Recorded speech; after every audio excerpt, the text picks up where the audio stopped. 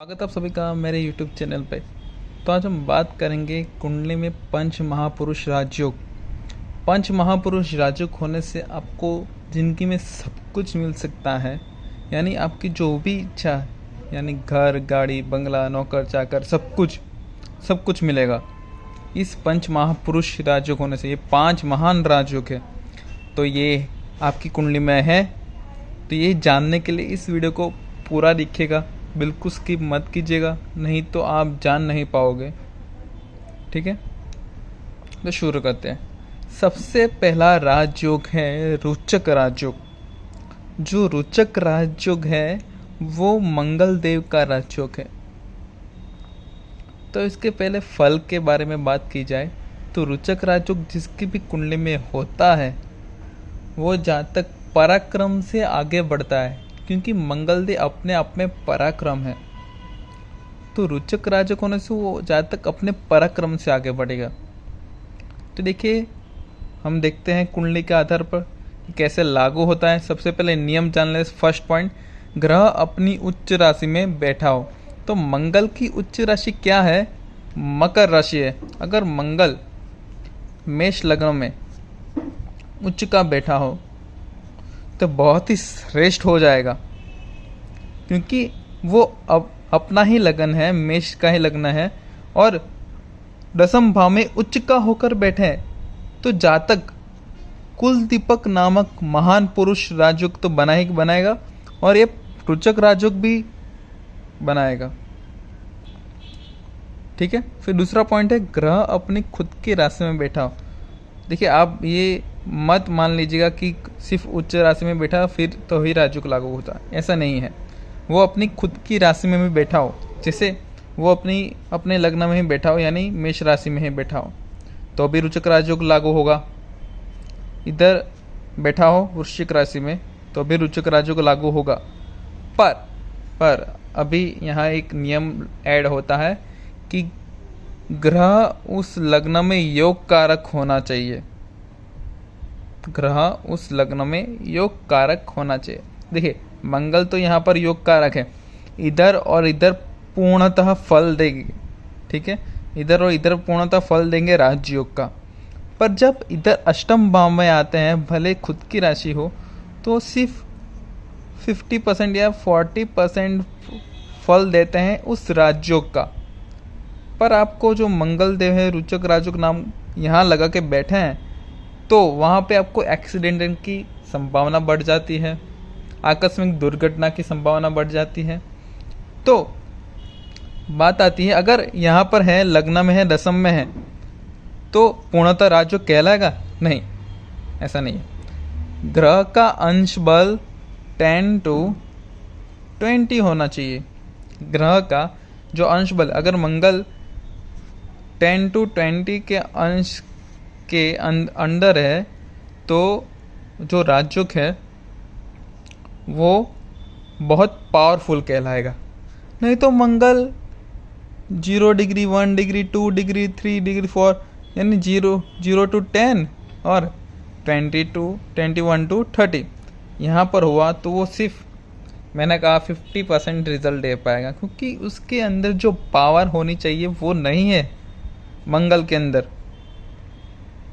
आप मेरी बात को पूर्णतः समझेगा, नहीं तो आपको समझ में नहीं आएगा। वीडियो को पूरा का पूरा देखेगा, फिर से देखेगा, अगर समझ ना आए तो फिर से देखेगा। ठीक है, क्योंकि बहुत इम्पोर्टेंट टॉपिक पर वीडियो है ये। ठीक है, अगर मंगल, मैंने बात की कि मंगल 0, 1, 2 है तो प्रभाव देगा, पर वो सिर्फ 10 to 20% प्रभाव देगा। ठीक है, और जो 12 to 18 के बीच में हुआ मंगल, अगर राजयोग लगा हुआ है, रोचक राजयोग, तो मान के चले वो आपको सुपर पावर देगा।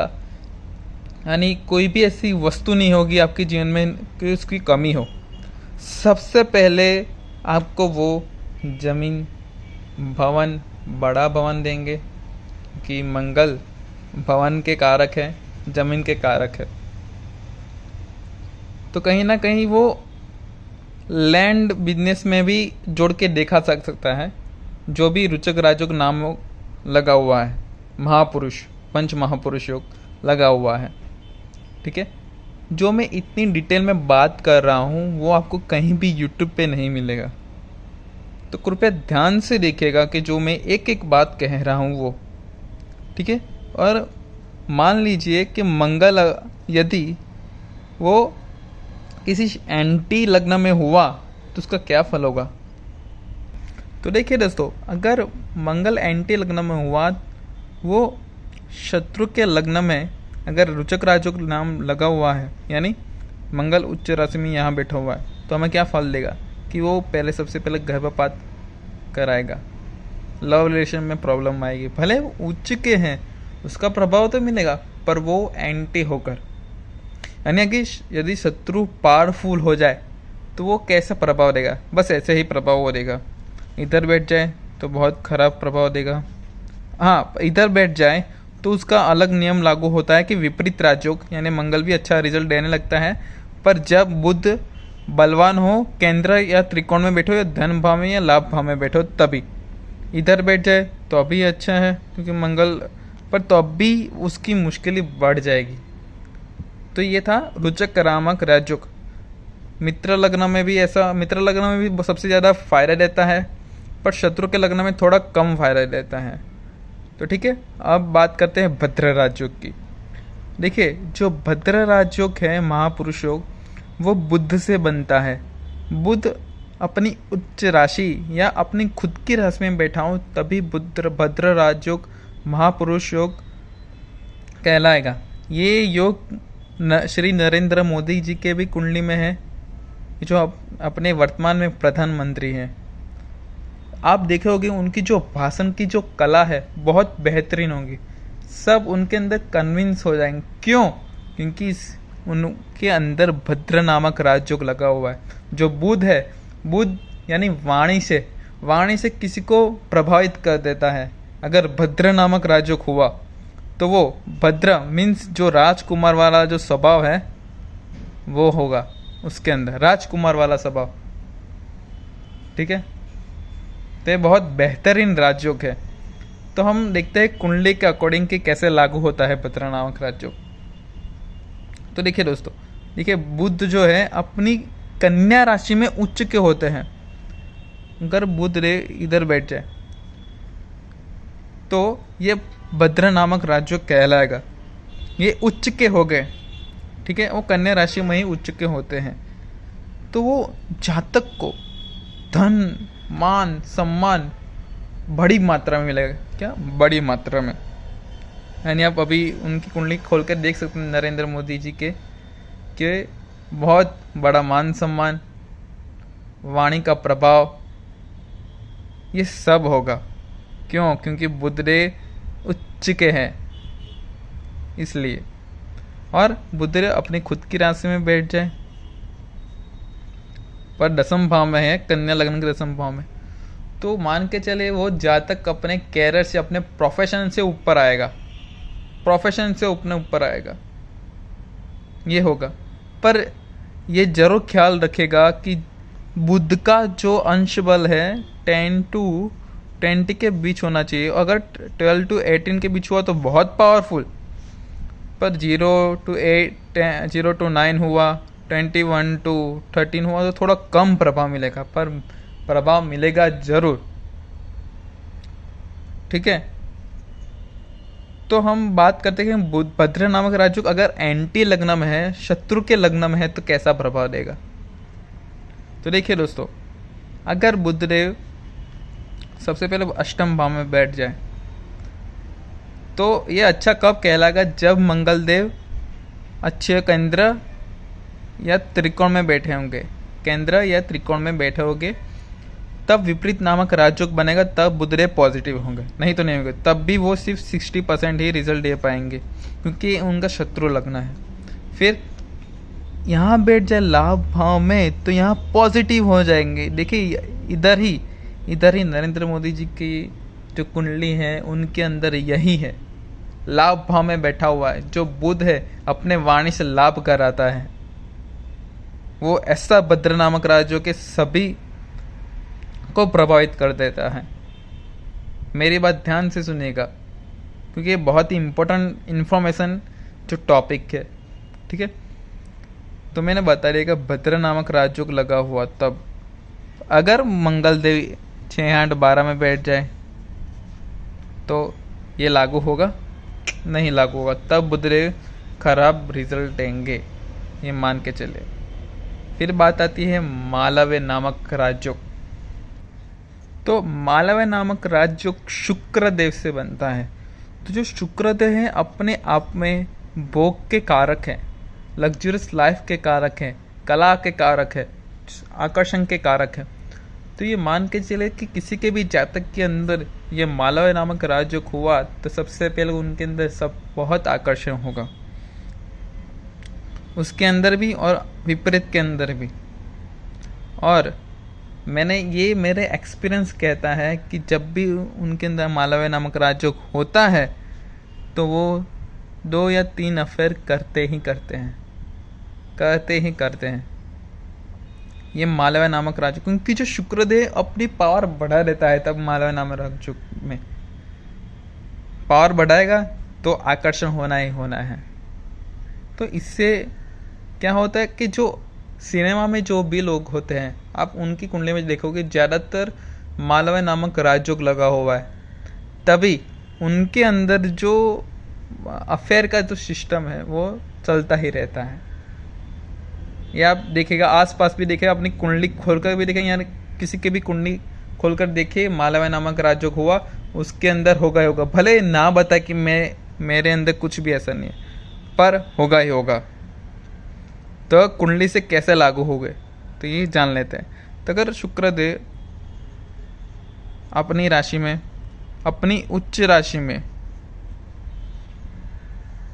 उच्च राशि कौन सी है तो मीन राशि है, गुरुदेव की राशि में वो उच्च के होते हैं। ठीक है, तो अगर उच्च के हो जाए तो सब कुछ मिलेगा, बड़ा घर, बड़ी गाड़ी, बड़ा बंगला, सब कुछ, बड़ा धन मिलेगा, क्योंकि शुक्र कराता है। फिर अपनी राशि में बैठ जाए तो लग्न में बैठ गए तो जो जातक का जो व्यक्तित्व होगा बहुत उभर के आएगा, बहुत एट्रैक्टिवनेस होगा, क्योंकि शुक्रदेव लग्न में बैठे हैं। ठीक है, फिर जो अष्टम भाव में बैठे हैं, अगर शुक्रदेव का लग्न है और शुक्रदेव षष्ठम भाव में बैठे हैं तो ये थोड़ा माइनस पॉइंट हुआ।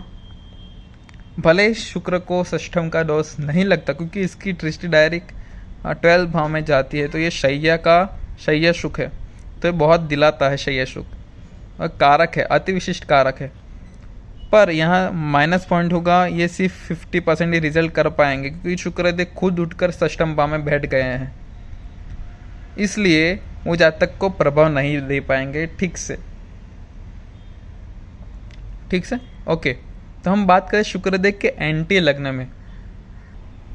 तो शुक्रदेव का जो एंटी लग्न है यानी शत्रु लग्न, देखिए अगर शुक्रदेव उच्च के यहाँ बैठ जाए, यहाँ बैठ जाए तो क्या प्रभाव मिलेगा। सबसे पहले देखिए शुक्रदेव उच्च के हुए तो मालव्य नामक राजयोग खुद की राशि में है, मालव्य नामक राजयोग पर भावात भाव के नियम अनुसार ये उनके अति शत्रु होते हैं। नैसर्गिक शत्रु तो है ही है, पर उनके भावात भाव के शत्रु होते हैं, तो ये कम प्रभाव में आएगा, यानी 40% रिजल्ट दे पाएंगे। ये शुक्रदेव अगर अकेले बैठे हैं तो वो जो जातक के जो विवाह तो हो जाएगा, पर जो उनका जो व्यक्तित्व होगा उसके कारण उनको बहुत सहन करना पड़ेगा, यानी वो बहुत अट्रैक्टिव होंगे पर अफेयर करने वाले होंगे, ये आपको कोई नहीं बताएगा। ठीक है, विवाह में परेशानी हो सकती है। तो यहाँ क्या होगा, शुक्रदेव युज के हैं पंचम भाव में, यानी उसके जो हैं अफेयर के योग बहुत हो जाएंगे, क्योंकि शुक्रदेव पंचम भाव में लव के कारक है, लव भाव में ही बैठे हैं उच्च के होके, और शत्रु के लग्न में बैठे हैं, तो मान के चलिए वो थोड़े नेगेटिव रिजल्ट देंगे। पर सब कुछ मिलेगा मिलेगा, पर नेगेटिव रिजल्ट देंगे। और इधर इधर बैठ जाए 12वें भाव, तो 12वें भाव में अति विशिष्ट कारक हो गए, तो जहाँ तक वीर्य का क्षय करना लग जाएगा, जहाँ तक भोग का क्षय करना लग जाएगा। इतना भोग में सभी जो चीज़ें हैं, सभी जो पैसे अपने भोग में ही खर्च करेगा। जब शुक्र यहाँ बैठा है, खुद की राशि में भी बैठा है, तब भी। तो दोस्तों ये था मालव्य नामक राजयोग। बात करते हैं हंस महापुरुष राजयोग की। तो दोस्तों ये है हंस नामक राजयोग। देखिए अगर हंस महापुरुष राजयोग हो कुंडली में, तो जो जातक की जो व्यक्तित्व है, जो गाल में लस्टर सोनेरी सा बना होगा, यानी सोनेरी सा सोनेरी लस्टर बना होगा चेहरे पे, तो ये गुरु करवाता है। गुरु जब उच्च का होता है, खुद की राशि में बैठा है, तब उसको जो ज्ञान मिलता है, बहुत ही बड़ी मात्रा में ज्ञान मिलता है। उसकी जो शिक्षा होती है उच्च शिक्षा होती है, क्योंकि उच्च शिक्षा के कारक गुरुदेव होते हैं।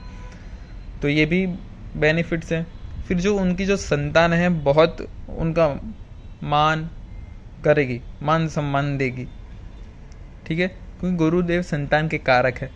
तो हंस नामक राजयोग होने से जातक को सभी सुख मिलेंगे, यानी 4 मंजिला भवन बनाएगा जरूर ही, अपनी लाइफ में 4 मंजिल भवन बनाएगा जरूर, कि हंस नामक राजयोग है इसलिए, ठीक है। अगर हम देखें कुंडली से तो कैसे लागू होता है, तो गुरुदेव अगर उच्च राशि में बैठ जाए, खुद की राशि में बैठ जाए, तो क्या होगा। जब गुरुदेव उच्च की राशि में बैठते हैं, तब यहाँ पर परमोच्च का नियम लागू होगा। जब गुरुदेव 10 अंश पर बैठते हैं यहाँ पर, तब गुरुदेव परम उच्च का लाभ देते हैं। परम उच्च यानी उच्च के भी उच्च हो जाते हैं। तब जातक को ऐसा रिजल्ट देते हैं कि कोई ग्रह नहीं दे पाता। ये परम उच्च की अवस्था है। तब अगर 12 to 18 में हो तभी कोई बात नहीं, बहुत बढ़िया है, बहुत पावरफुल है, ठीक है। ये धनु राशि में बैठा हो, अगर इसमें उनकी लग्न में ही धनु राशि में खुद की राशि में बैठे हैं, तो तब भी राजयोग कहलाएगा। पर ध्यान रखेगा कि उनका अंश बल 10 to 20 होना चाहिए, योग कारक होने चाहिए, और सूर्य से अस्त नहीं होने चाहिए। अगर सूर्य से अस्त हो गए तो उनका जो प्रभाव है नहीं मिलेगा, ठीक है। इधर भी बैठे तो गुरु लग्न में बैठे, तो गुरु लग्न में उनका जो व्यक्तित्व है बहुत वैभव बना देगा, ऐसा व्यक्तित्व बना देगा कि जो लोग उनके पास जाएंगे तो वो खींचा आ जाएगा, खींचा चला आ जाएगा, क्योंकि उनके ज्ञान के कारण। जो ज्ञान करते हैं सबके अंदर कन्विंस हो जाते हैं, सबके सब। ये बड़े बड़े नेताओं में होता है, देखिएगा आप जरूर। अगर हम गुरुदेव के एंटी लगने में बात करें, तो देखिए अगर ये गुरुदेव इधर पर बैठ जाए उच्च राशि में, खुद की राशि में, तो सबसे पहले इधर जब गुरु बैठते हैं तो भावनाश करते हैं। अकेले जब बैठे भावनाश करते हैं, तब इधर सिर्फ उनका सिर्फ 40% रिजल्ट ही मिलेगा, क्योंकि गुरु उनका जो दृष्टिपूर्णतः काम करेगा, पर उन जो भाव में बैठे अकेले हैं तो भावनाश करेंगे जरूर, विवाह में परेशानी जरूर आएगी, ठीक है। फिर इधर बैठ जाए 12वें भाव में, तो 12वें भाव में होने से इनकी जो दृष्टि 6ष्टम भाव में होती है, तो पेट रोग दे देते हैं, तो ये भी नेगेटिव रिजल्ट हुआ। फिर पराक्रम भाव में बैठते तो वो भाग्य के कारक तो है, भाग्य पर दृष्टि डालते हैं, तो भाग्य को बढ़ाते हैं। जातक के लाइफ के अंदर इनकी जो दृष्टि 7म भाव में पड़ रही है, तो जो विवाह को बचाव करेगी, ठीक है। उनकी दृष्टि लाभ भाव में पड़ रही है, तो जो लाभ जो है वो जातक को आए दिन होते ही रहेगा। तो जब एंटी लग्न में होते हैं, तब यह इधर से ही थोड़े अच्छे रिजल्ट प्राप्त होते हैं, ठीक है। तो हम बात करेंगे शश महापुरुष राजयोग की, जो लास्ट महापुरुष, 5 महापुरुषों में से लास्ट महापुरुष योग है उनकी। देखिए शश महापुरुष राजयोग अगर किसी के भी कुंडली में है, तो मान के चले वो किसी ना किसी एक दिन अपनी कंपनी जरूर खोलेगा, अपनी इंडस्ट्री जरूर खोलेगा। क्योंकि जो शश महापुरुष राजयोग किसी के भी कुंडली में होता है तो वो जिंदगी के लाइफ में इतना स्ट्रगल करता है, इतना स्ट्रगल करता है कि जो शनिदेव है खुद ब खुद उनका जो भाग्य लिख देते हैं। शश महापुरुष राजयोग से जो जातक है वो दानी स्वभाव का भी होगा। उनके लाइफ में कभी भी धन की कमी नहीं रहेगी, यानी जो घर है बहुवचन में मिलेगा, क्योंकि शश महापुरुष राजयोग लगा हुआ है। इसलिए तो हम बात करते हैं कुंडली के अकॉर्डिंग। अगर शनिदेव उच्च राशि में बैठ जाए, उच्च राशि में बैठ गए शनिदेव, तो ये 10th भाव में बैठ गए, तो जो काल पुरुष की जो ओरिजिनल ऊर्जा है मकर राशि की और उनकी खुद की राशि की, तो ये सबसे अच्छा रिजल्ट यहाँ पर देंगे। और उनकी जो दृष्टि यहाँ पर जाएगी तो वो चतुर्थ भाव में के बहुवचन में घर मिलेगा। पर माँ को तकलीफ जरूर होगी, पर बहुवचन में घर, बहुवचन में गाड़ी, बहुवचन में जमीन मिलेगी। तो ये सबसे बड़ा प्लस पॉइंट है। अगर अपने खुद के लग्न में बैठ जाए, खुद की राशि में, तो वो जो जातक का जो वर्ण है श्याम वर्ण होगा, ठीक है, ऊंचा कद होगा, तो ये शनि कराता है, ठीक है। तो उनको जो तेल का व्यापार भी करना चाहिए। अगर शश महापुरुष राजयोग है तो तेल का व्यापार बहुत लाभ होगा, लोहे का व्यापार बहुत लाभ होगा। इधर बैठ जाए धन भाव में तो बहुत ही अच्छी बात है, पर थोड़ा विलम्ब से होगा, क्योंकि शनिदेव विलम्ब से ही देते हैं। अगर 10th भाव में बैठ जाए, इधर में बैठ जाए, अगर शनिदेव आपके अंदर बलवान है तो मान के चलिए आपकी लाइफ में सब कुछ विलम्ब में ही मिलेगा, और इतना रगड़ेंगे आपको कि आपको सोने की तरह बना देंगे और आप खुद ब खुद पराक्रम करके सब कुछ पा लेंगे। ये शनिदेव कराते हैं। अगर शनिदेव के एंटी लग्न में बात की जाए तो कैसे प्रभाव डालते हैं। अगर शनिदेव उच्च राशि में इधर बैठ जाए, इधर बैठ जाए और इधर बैठ जाए, तो मान के चले जो शनिदेव यहाँ पर बैठे हैं उच्च राशि में, भले उनका जो एंटी लग्न है, पर वो जब लाभ देंगे, जो इनकम देंगे, बहुत ही पैसिव इनकम होगी, पर बहुत बड़ी मात्रा में होगी, क्योंकि शनिदेव यहाँ पर बैठ गए। अपनी जो काल पुरुष की कुंडली है, अब देखोगे 11 नंबर लिखा हुआ, जो कुंभ राशि के मालिक शनिदेव है और ओरिजिनल उनका ऊर्जा उनकी है। तो इधर से सबसे बड़ा रिजल्ट वो देंगे।